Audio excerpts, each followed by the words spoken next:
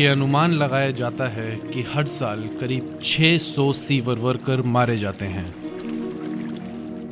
ये आंकड़ा आतंकवादियों के द्वारा मारे गए सैनिकों की संख्या से 10 गुना ज्यादा है।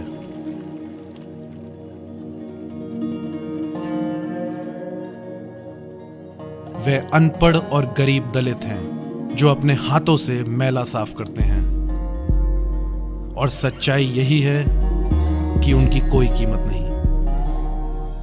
मगर मेरी है। मैं समाज के सबसे प्रिविलेज तबके से आता हूं।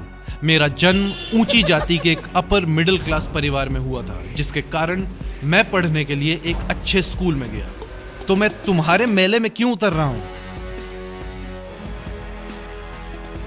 अरे तुम मत करो भाई। क्यों? मैं क्यों ना करूं?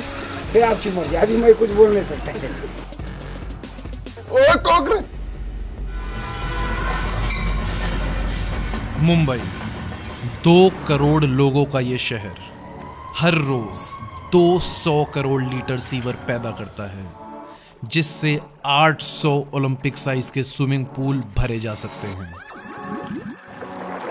और इतने सीवेज से रोजाना जंग लड़ने के लिए मुंबई में हैं सिर्फ 30,000 सफाई कर्मचारी। हर एक सफाई कर्मी के जिम्मे 66,000 लीटर सीवर।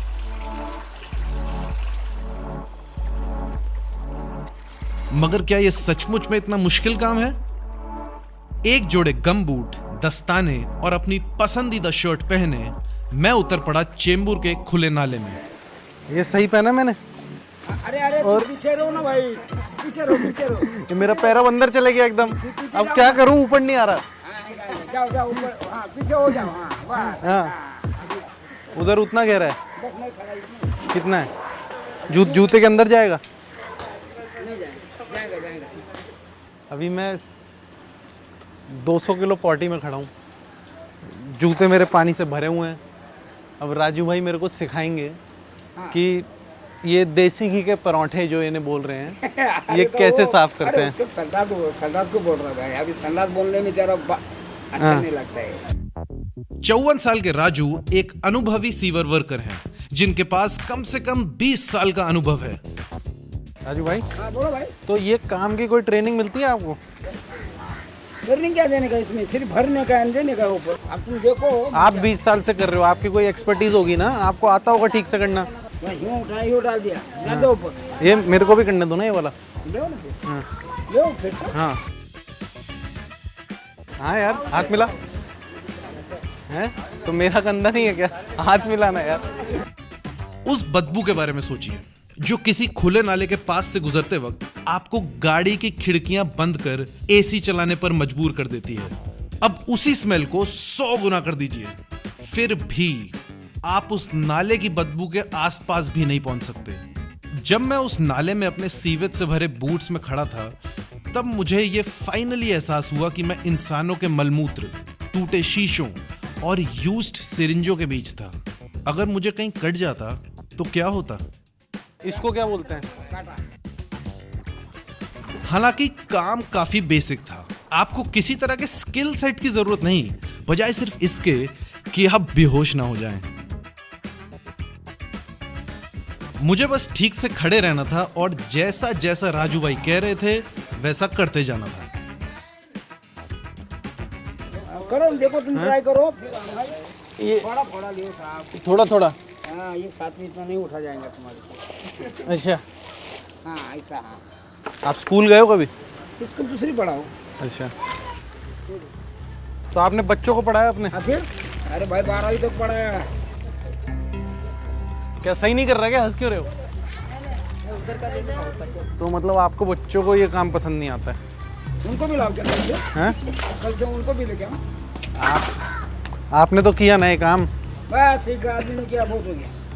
अच्छा इसका मतलब मैं शाम को दारू पीता, सब परिवार दारू पीना मांगते क्या? लड़की लड़का औरत। हाँ पर जो ये नए लड़के कर रहे हैं, हाँ उनको पूछे क्या पूछे। हाँ भाई, इससे पहले स्कूल नहीं गए? हाँ? सबका स्कूल छूट गया क्या यहाँ पे? आपकी उम्र क्या है वैसे? 19। तो जैसे आपको ठीक लगता है काम? इसको पसंद आएगा ये काम। तो जैसे दोस्तों के साथ घूमने कहाँ जाते हो सुमित भाई? चौपड़ी पड़ी हैं? ये क्या लिखा टैटू में? अच्छा बेबी डॉल है वो। गर्लफ्रेंड को पता है क्या काम करते हो? क्यों, उसको क्यों नहीं बता सकते?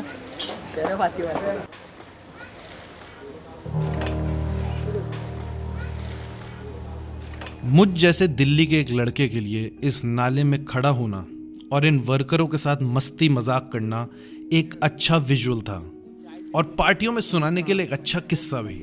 तो इस नाले में भी चाय का टेस्ट तो सेम ही रहता है ना? दिखा है अभी ऊपर के आपने को कोई लो साहब का फोटो लो, हमारा भी लो है, चाय पीते रहे। हाँ मगर अपने एटीट्यूड और टैटूज के साथ सुमित, जो लगभग मेरी ही उम्र का था, इस नाले के लिए बिल्कुल भी नहीं बना था।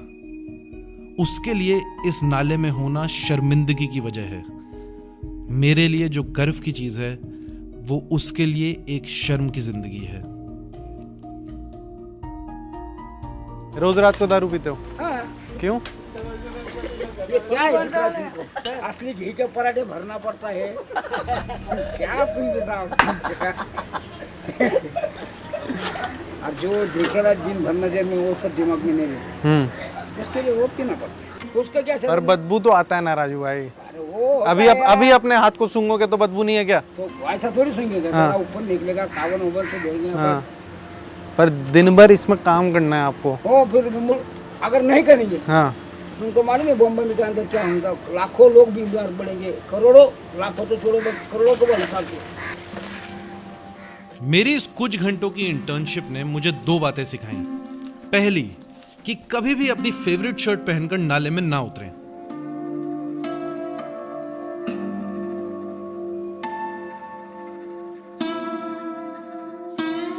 और दूसरी, दुनिया की सबसे तेज अर्थव्यवस्था की आर्थिक राजधानी में अभी भी इंसान ये काम क्यों कर रहे थे? और वो भी तब जब सुप्रीम कोर्ट ने 2014 में इस प्रथा पर रोक लगा दी थी। मैला उठाने की प्रथा पर सुप्रीम कोर्ट के 1993 और 2013 अधिनियम पर आए फैसले में इसको चरणों में समाप्त करने की बात की गई और सरकार से सफाई कर्मियों के पुनर्वास और काम को पूरी तरह से मैकेनाइज करने की गुजारिश की गई। गौरतलब है कि 2013 एक्ट के हिसाब से जो भी व्यक्ति सेप्टिक टैंक, सीवर और खुले नाले साफ करता है उसको मैनुअल स्कैवेंजर यानी मैला ढोने वाला माना गया है।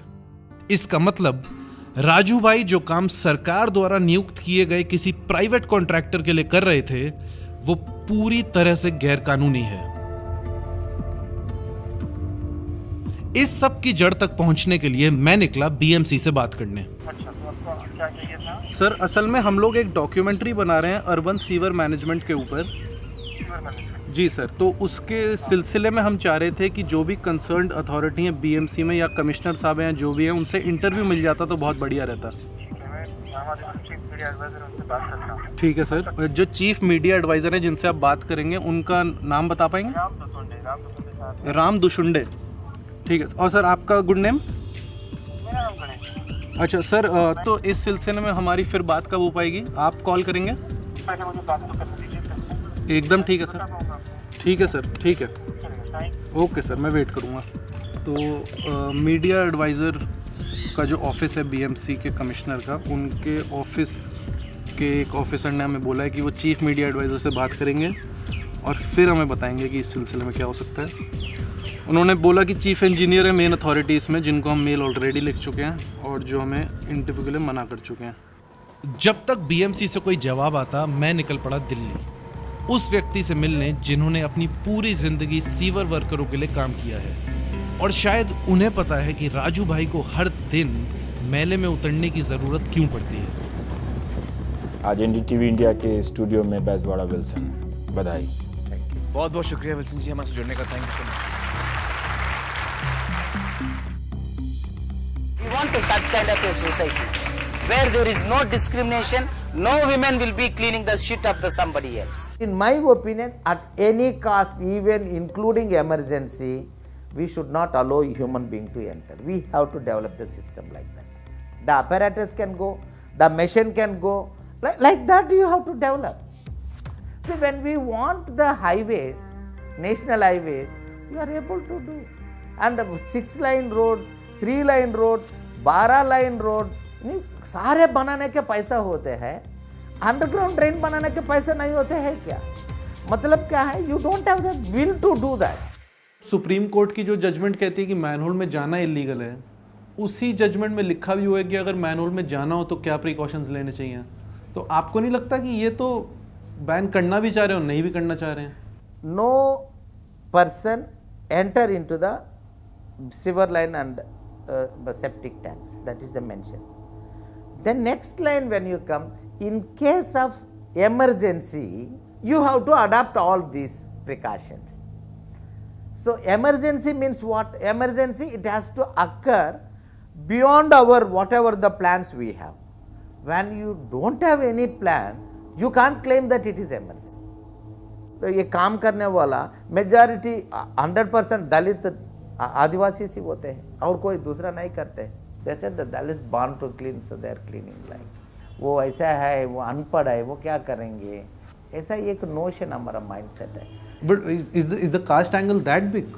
वो गरीबी है इसी से नहीं कर रहा है. कई गरीबी है देश का अंदर, सारे ये काम नहीं करते हैं. वो अनपढ़ है इसलिए काम नहीं कर रहा है. कई लोग अनपढ़ हैं, सारे लोग ये काम नहीं करते हैं. इसका कारण है जाति है, इसका कारण है पितृसत्ता है.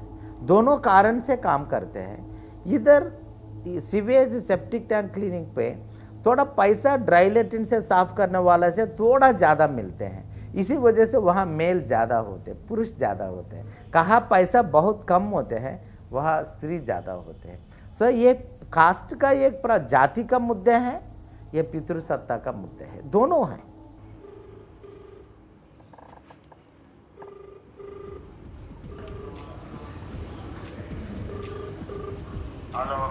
जी गणेश जी से बात हो पाएगी? जी दिल्ली से बात कर रहे हैं आप? जी सर, आपको याद है, थैंक यू. मेरे जो बॉस हैं तो सुझाव ये है, पूरा पुलिस डिपार्टमेंट है और ये सारी चीज़ें हैं. Additional municipal commissioner doctor Mukherjee, हाँ, तो आप उनके पीएस से बात कर सकते हैं. उनके पीए से. हाँ हाँ. तो मतलब जो कंसर्न अथॉरिटी है सीवरेज की वो ये हैं. Okay okay Ganesh, thank you so much. Hello ji ma'am, आप डॉक्टर मुखर्जी की पीए बोल रही हैं? तो हम लोग अर्बन सीवर मैनेजमेंट पे एक फिल्म बना रहे हैं. हाँ आप एक बिल कीजिए, जी उसमें लिखिए ऐसा कि जी. हम लाइसेंस लेना चाहते हैं, कब आएंगे. ठीक है. कितना टाइम लगता है ऐसी परमिशन में? तो शायद मंगलवार तक दे देंगे. ठीक है ma'am, thank you Mrs Patil. मैं मेल भेजता हूँ. Thank you. उन्होंने हमें बोला है ईमेल भेजने को और ट्यूसडे तक होपफुली हमें कोई रिप्लाई मिलेगा. So we'll wait and watch. Monday को we'll call the office. BMC के तरफ से किसी सकारात्मक जवाब की उम्मीद में मैं वापस मुंबई आ गया, मगर विल्सन की बातें मेरे कानों में गूंजती रहीं. आज के भारत में आपकी जाति कहां तक आपके रोजगार या व्यवसाय को प्रभावित करती है? क्या सिर्फ शिक्षा ही मायने नहीं रखती? कम से कम मैं तो यही सोचता था जब तक कि मेरी मुलाकात सुनील यादव से ना हुई. वो Tata institute of social sciences में एक पीएचडी स्टूडेंट है. मैं डबल लाइफ जी रहा हूँ. जब मैं TISS में रहता हूँ तो मुझे एकदम कॉन्फिडेंस रहता है, बहुत सारे प्रोफेसर मिलते हैं, कभी सेमिनार में जाना पड़ता है. लेकिन जैसे रात होती है तो मुझे डर लगने लगता है. शाम होती है जैसे 6-7 बजे को, अरे अभी काम पर जाना है. और हाँ, सुनील भी बीएमसी के उन 30,000 सफाई कर्मचारियों में से एक है और हमारे टिस पहुंचने के कुछ देर बाद ही उनको अपनी नाइट शिफ्ट के लिए निकलना था. आपकी ड्यूटी होती है कहाँ पे? DO वार्ड में. अच्छा. और नाना चौक रेड रोड प्रॉपर जाके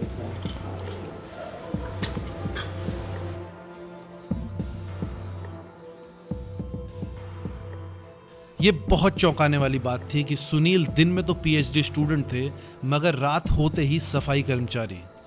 उनके पास BCom, BA journalism, MA in globalization and labour, master of social work, doctor of social work और MPhil की डिग्री है. 6 डिग्रियां, मुझसे 5 ज्यादा. फिर भी वो मुंबई की गलियां साफ कर रहे हैं. क्या ये सब बस इसलिए कि वो एक दलित हैं?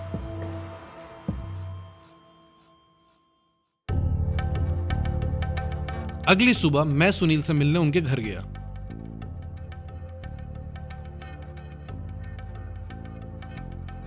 हर कोई दलित सफाई कर्मचारी नहीं, लेकिन हर सफाई कर्मचारी दलित है। हमारी 3 पीढ़ियाँ सफाई कर्मचारी, मेरे नाना नानी चाचा और मेरे पिताजी, ये सब सफाई कर्मचारी थे। और हमारा जब जन्म हुआ सफाई कर्मचारी फैमिली में, तब से हमारी डिफ़िकल्टी चालू हो गई। हमारे पिताजी अल्कोहलिस्ट थे और डरगिश भी थे, तो फैमिली के हर समय अब्यूज मम्मी को हमने देखे है बचपन से ही, कि मारपीट होना, जो तोड़फोड़ घर के होना। तो क्या ये कहना सही होगा कि एज अ होल जो सफाई कर्मचारी जिन हालातों से गुजरते हैं, उनकी फैमिली की हालात भी बिगड़ जाते हैं? जैसे आपकी फैमिली, आप बचपन में बता रहे थे। अभी मैं मेरे पिताजी को दोष नहीं दूंगा। हर समय काम करके आने के बाद वो हायर होते थे कि मैं इतनी गंदगी में काम करता हूँ, मुझे पीना ही पड़ता। तो वो ट्रेस में आके वो गुस्सा कहाँ पर निकालेंगे? कुछ भड़ास निकालने के लिए ऐसे कोई ड्रगिस्ट या कोई भी ये करके फिर अपने फैमिली को हैमर करता और फिर वो फैमिली उसमें कोलैप्स हो जाती। जो पहला दिन था वो मेरे लिए नर्क से भी बहुत बदतर था। घर पे आकर मैं किसी को बताया नहीं, सो गया, क्योंकि हाथ का बास मेरे 3 दिन तक गया नहीं था। लेकिन मेरे दिमाग में तब से चल रहा था कि ऐसे काम करूँगा तो मैं भी जल्दी मर जाऊँगा। डर पैदा हो गया था, तो वो डर के वजह से मुझे एजुकेशन लेने के लिए बूस्ट मिली थी। तो मतलब एक तरह से आपने इस जॉब से हटने के लिए इतना एजुकेशन पाया, और फिर भी आप इस जॉब के साथ कंटिन्यू कर रहे हैं। आप इससे हट सकते हैं, आप प्राइवेट सेक्टर में जा सकते हैं। फिर शुरुआत में मुझे लगा था कि मैं अपना प्रोफेशन चेंज करने के लिए पढ़ना चाहिए, लेकिन जैसे जैसे मुझे नॉलेज ग्रेन होती गई, मुझे सोशली प्लेटफॉर्म समझ में आ गया, रूल रेगुलेशन के बारे में पता चल गया, तब मैंने सोचा यार नहीं सुनील, अभी हमें इसके लिए रहकर ही फाइट करनी चाहिए। हम यहाँ से प्रोफेशन बदलेंगे तो सिर्फ एक सुनील यादव का भला होगा या वो कुछ अच्छी जगह पे जाएगा, लेकिन जो मेरे साथ कम्युनिटी है, जो मेरे साथ कलीग्स काम करते हैं, उनके बच्चे अभी पढ़ रहे हैं, वो भी कल आएंगे और कुछ आगे पढ़ना चाहते हैं, तो ये लोग मेरे जैसे उनको कुचल देंगे। खुशी नहीं होती वो काम करने के लिए, लेकिन जो सिस्टमेटिकली हमें जो दबाया गया है उसका मेंटली हमारे ऊपर बहुत ही प्रेशर होता है कि अरे काम नहीं करेंगे तो दूसरा मिलेगा नहीं। यहाँ पर कोई अपर कास्ट होता सुनील यादव के जगह पे, वो यहाँ पर रहता क्या? उसके पास उनके जो सोसाइटी है वो सब उसको निकाल लेती थी, लेकिन हमारे पास वो सोर्स नहीं। हालांकि दलितों के समाज में स्थिति और वर्ण व्यवस्था को लेकर कई व्याख्याएं मौजूद हैं, मगर सबसे प्रचलित सामाजिक वर्गीकरण के अनुसार जाति व्यवस्था सभी हिंदुओं को मोटे तौर पे 4 वर्गों में बांटता है। इस पिरामिड में सबसे ऊपर हैं ब्राह्मण, फिर क्षत्रिय, वैश्य और सबसे नीचे आते हैं शूद्र। इस पूरे ढांचे के बाहर आते हैं दलित, बहिष्कृत और अछूत, जिनको सदियों से दबाया गया है। And while Article 15 of the Indian Constitution prohibits discrimination on the basis of religion, race, place of birth, sex, or caste, and Article 17 abolishes untouchability and its practice in any form, it's hard to deny caste privilege, when even in my profession, 71% of the jobs are held by upper caste males, even though we make up just 8% of the country's population. हमने क्या ठेका लेके रखा है क्या सब समाज का? हम ही कचरा ढोए, हम ही उनको सफाई करें? आप भी कीजिए। हमें, आपने वो कलम पकड़ी है तो वो कलम हमें दीजिए, आप उस सफाई का काम कीजिए।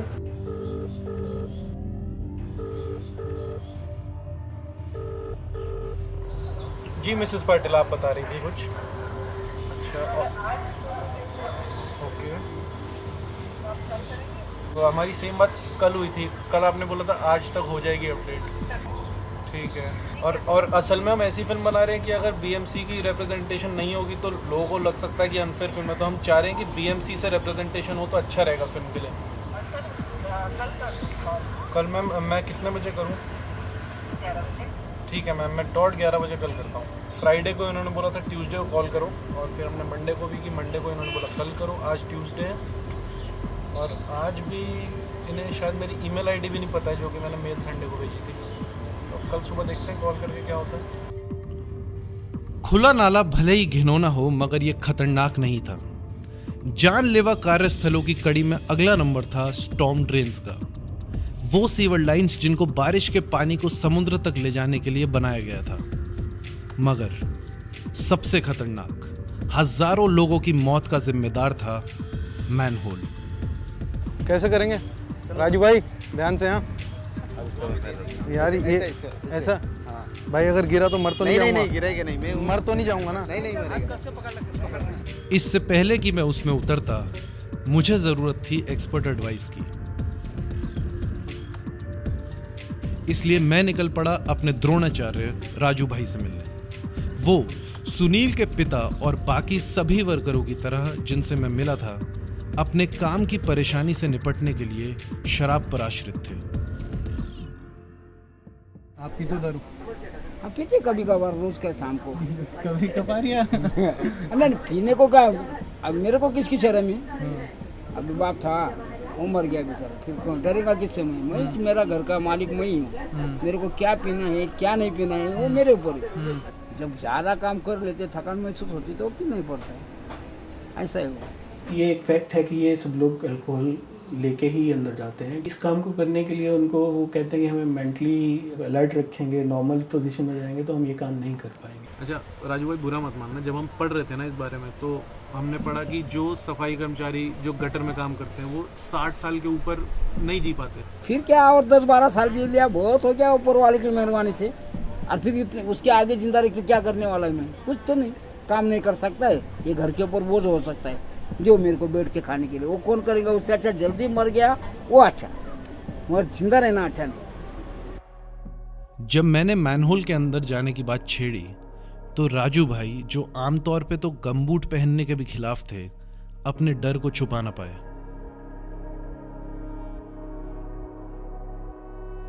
आज तक किया भी नहीं, उसके अंदर उतरा भी नहीं। उसमें घास रहता है, बोलते मरता है आदमी, उसके लिए बाबा वो काम ही नहीं करते। उससे अच्छा घर पे बैठो, चल जाएगा वो काम करने का। उनका रिएक्शन बिल्कुल भी चौंकाने वाला नहीं था, क्योंकि सिर्फ पिछले 2 सालों में 1200 से ज्यादा वर्करों की सीवर लाइंस में मौत हो चुकी है। सीवर साफ करने का एक 2 दिन का होगा ज़्यादा से ज़्यादा, तो बस उसमें गैस वैस बनी हुई थी, तो उसके चक्कर में गिर गए, उसमें एक्सपायर हो गए। 2 बंदे और थे, एक तो हमारे रिलेशनशिप में ही था और एक बंदा बुलंदशहर की साइड का था। 3 जने एक दिन में। So fatal deaths are happening. So almost 1073 death cases we have given to the government. We are asking government to pay the compensation at least when accident happened. And we are also declaring that this is not the accident deaths. This purposely you are making this kind of a situation. You are not finding the solution. When you are not finding the solution, there is a problem. So we are entering into that problem, we are losing our life. So for each death happening in this country, for all such deaths, the government is the responsible. They are killing us in the silver line.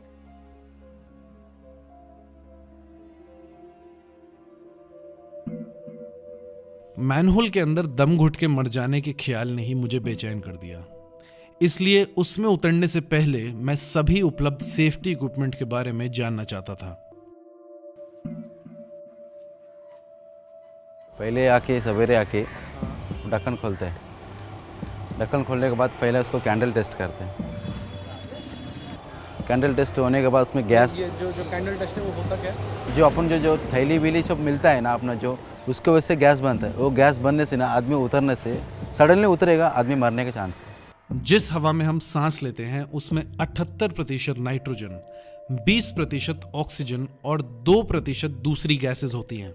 मगर इन sewer lines के अंदर कचरे और मल के सड़ने से methane, hydrogen sulphide, carbon monoxide और अमोनिया जैसी गैसेस पैदा होती हैं, जो हवा में ऑक्सीजन का लेवल कम कर देती हैं, जिससे हाइपोक्सिया होता है, जिसकी वजह से आपकी तुरंत मौत हो सकती है। बड़ा सा रॉड लेके पानी को हिलाते, उसके बाद आदमी को पूरा हार्नेस, सेफ्टी बेल्ट और शूज़, मास्क, जैकेट, हेलमेट ये वगैरह दिला के उसके बाद आदमी को ऊपर से उतारते हैं, रस्सी के थ्रू नीचे उतारते हैं।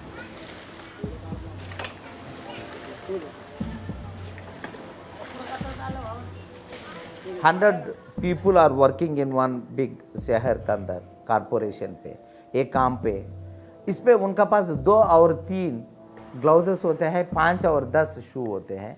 सो एक का एक शू देगा, दूसरा का ग्लव्स देगा, दूसरा का मास्क देगा, वो बताएंगे मैं हम लोग देते हैं।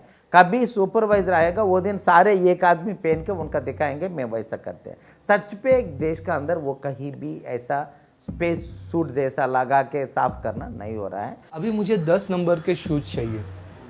अभी वो जो शूज़ भेजे उसमें 10 नंबर के है ही नहीं। मुझे बोले 8 नंबर के लेके जाओ, कुछ भी करो, साइन करो। अभी उसमें मैं कैसे काम कर सकता हूँ? मुझे हो ही नहीं रहे। लेकिन उसने ज़बरदस्ती प्रेशर किया कि मैं तुम्हें कल फिर काम पे नहीं लूँगा। अभी हम बोलेंगे हमारे कमिश्नर साहब को बंगला छोड़ दीजिए, आप 10 बाय 10 के इसमें रहिए, अभी बजट नहीं, कुछ नहीं, और रहेंगे क्या? मास्क की बात करें तो मास्क इनको जो दिया जाता है वो कैनिस्टर मास्क होता है, और उसके ऊपर ही लिखा हुआ है मास्क के ऊपर कि this should not be used in oxygen deficient space. So we were told about this manhole inside a house. Yeah, looks strange. So the line's been clogged. A worker has had to go in. It's a good 15-20 feet deep inside. I don't know how that guy is surviving inside.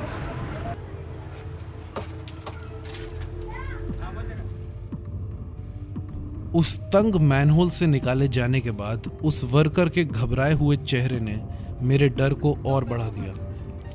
पूरे का पूरा safety system अव्यवस्थित था और किसी अनचाही घटना का होना काफी संभावित।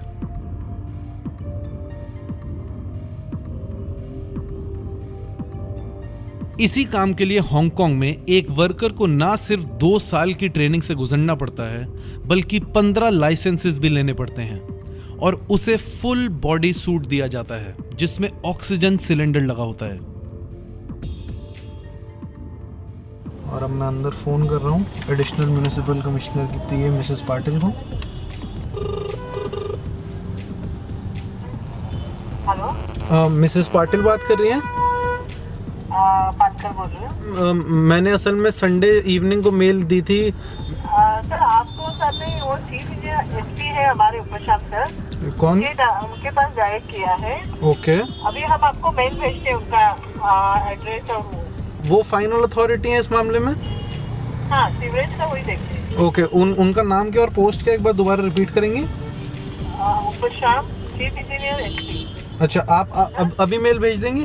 हाँ हाँ ठीक है मैम, मैं मेल की वेट करता हूँ आपकी। ओके। 3 दिन लटकाने के बाद इन्होंने बताया कि ये फाइनल अथॉरिटी नहीं है।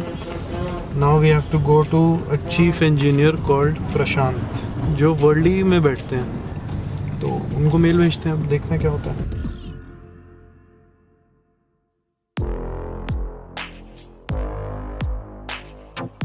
गंभीर खतरे को देखते हुए प्रोडक्शन टीम ने तय किया कि मैनहोल में ना जाना ही बेहतर होगा, इसलिए हमने स्टॉर्म ड्रेन में उतरने का फैसला किया।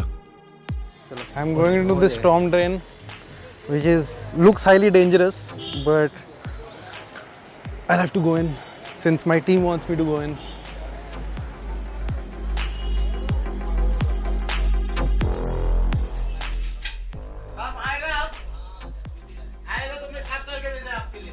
जब मैं नीचे उतरने के लिए तैयार हो रहा था, सौरभ ने मेरे खड़े रहने के लिए एक प्लेटफॉर्म सा बना दिया।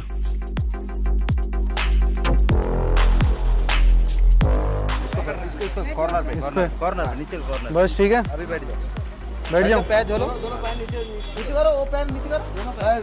अरे इधर इधर, चलो मैं पकड़ के रखा, चलो मैं पकड़ के रखा। अब ट्रेन में मत दो। ठीक है, हाथ छोड़ो, हाथ छोड़ो, हाथ छोड़ो, हाथ छोड़ो, हाथ छोड़ो। छोड़।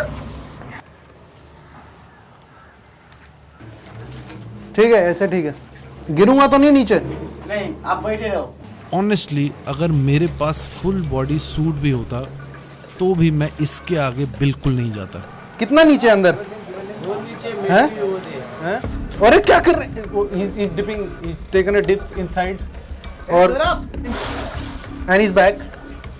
अभी जैसे आप अंदर गए, डुबकी मार के दिखाया, तो आंख में पानी जाता होगा गंदा। कुछ नहीं होता, कुछ नहीं जाता।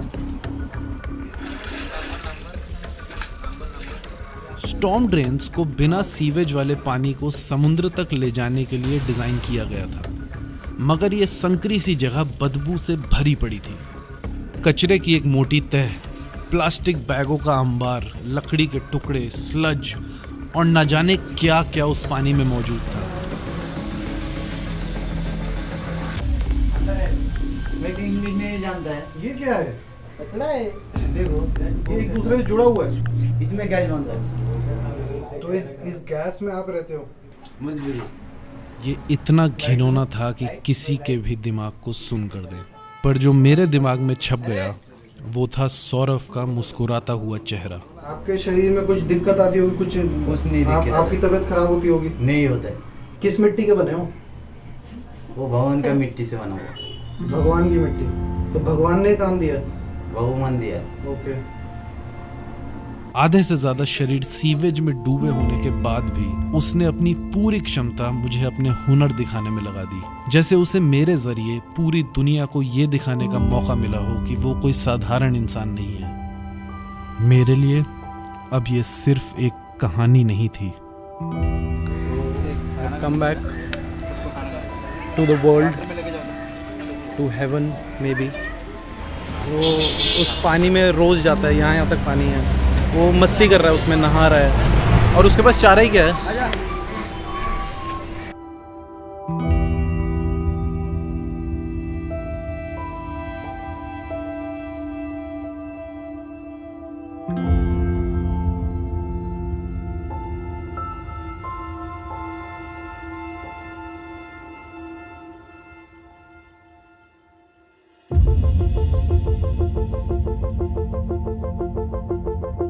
This is where the AMC, the Additional Municipal Commissioner of the BMC sits. Now his PA has asked us to get in touch with a Deputy Commissioner who sits in the Versova office. But whether he has the authority to give us an on-camera interview will be decided by one of his seniors, whose identity till now remains undisclosed. Now this is 2 weeks after we categorically told these guys that we're asking for an on-camera interview. 1 week ago, these guys told us to get in touch with a chief engineer, who told us to get in touch with another chief engineer. Everyone just seems to be passing the buck here. No one's taking the responsibility. अपने सवालों के जवाबों को ढूंढने के लिए मैं गया BMC के हेडक्वार्टर्स, मगर मैंने किया सिर्फ इंतजार। उसके बाद मैं गया वर्ली में चीफ इंजीनियर के ऑफिस, और वहां भी मिला तो बस थोड़ा और इंतजार।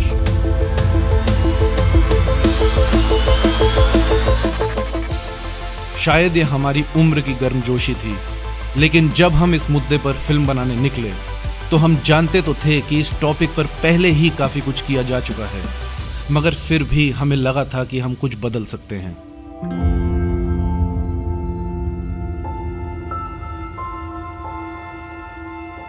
पर खबरों, फिल्मों और सुप्रीम कोर्ट के फैसलों के बाद भी सुनील, राजू और सौरभ की जिंदगी बदलती हुई नहीं दिखती।